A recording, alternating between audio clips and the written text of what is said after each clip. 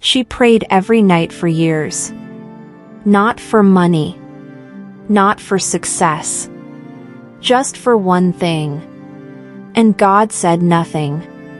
No sign. No reassurance. Just silence. And the silence hurt more than a no. Her name was Mara.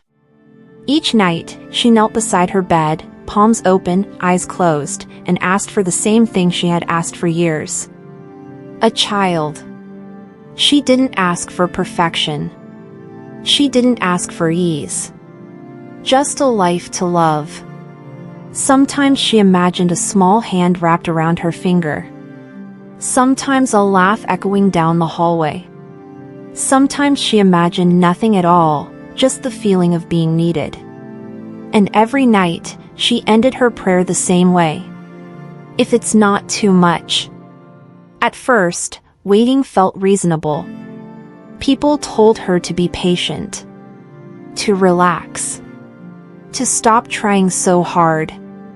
It'll happen when the time is right. So she smiled. She nodded. She believed them. But months turned into years. And time began to feel heavier. She learned how to attend baby showers with a practiced smile. How to clap at gender reveals without flinching. How to say, "I'm so happy for you," while something quietly folded in on itself inside her. She learned how to cry in bathrooms. Silently, efficiently. So no one would ask questions. At night, she still prayed. But now the words felt thinner. Less confident. "Please," she whispered once. "Just tell me if the answer is no." Silence answered her back.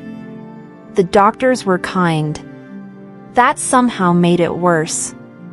They used careful words. Soft voices. "Nothing is wrong. All your tests came back normal. Everything looks healthy on both sides." Mara nodded while they spoke. She had practiced nodding. In the car afterward, she didn't start the engine.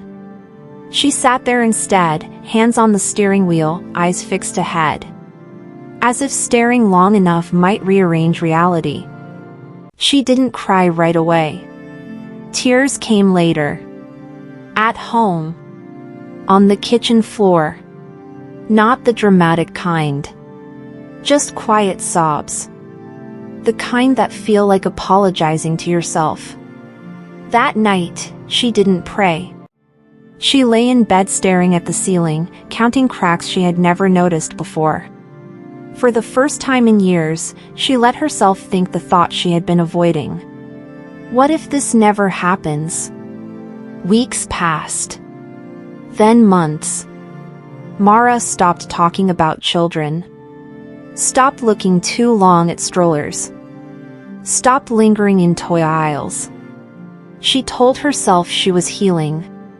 But what she was really doing was letting go of a version of herself she had already imagined loving. She filled her life with useful things. Work. Routine. Responsibility. She became dependable. Strong. People admired her composure. "You're handling this so well," they said. She smiled again. She always did. But some nights, she sat on the edge of her bed and held her own hands. Because no one else was there to do it. Years passed quietly. Mara grew into her life. She learned how to say no. How to rest without guilt. How to be alone without feeling abandoned. She learned patience the hard way. Not as a virtue, but as survival. She stopped asking why. Stopped bargaining. She didn't lose her faith. But she stopped placing it on a deadline. If it happens, she told herself, it happens. And somehow, that surrender didn't break her. It built her. Then, much later, when waiting had become normal, When hope no longer hurt, something changed. Not loudly, not dramatically, just a quiet moment. A test. A pause. A breath held longer than necessary. She sat down when she saw the result. Not because she was overwhelmed with joy, but because she understood something she hadn't before. She wasn't the same woman who had prayed all those years ago. She wasn't fragile anymore. She wasn't desperate. She wasn't trying to fill a hole. She was steady, grounded, whole. As time passed, she noticed something unexpected. She wasn't afraid. Not of loss. Not of uncertainty. Not even of the future. Because waiting had taught her something no answer ever could. She had learned how to hold love without fear. How to nurture without needing. How to give without asking something in return. She realized then. Years ago, she wanted a child to complete her. Now, she could love one without asking it to carry her wounds. Mara became a mother. Not when she wanted, but when she was ready. Ready to be present. Ready to be patient. Ready to give without resentment toward the years that came before. And in the quiet moments, rocking a life she once thought she'd never hold, she finally understood the waiting. It wasn't punishment. It wasn't cruelty. It was preparation. The waiting had shaped her hands before it placed anything in them. Some prayers aren't delayed. They are protected.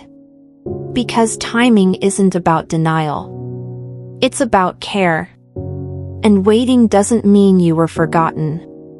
Sometimes, it means you were being shaped for what you asked for. God's timing isn't cruel. It's perfect.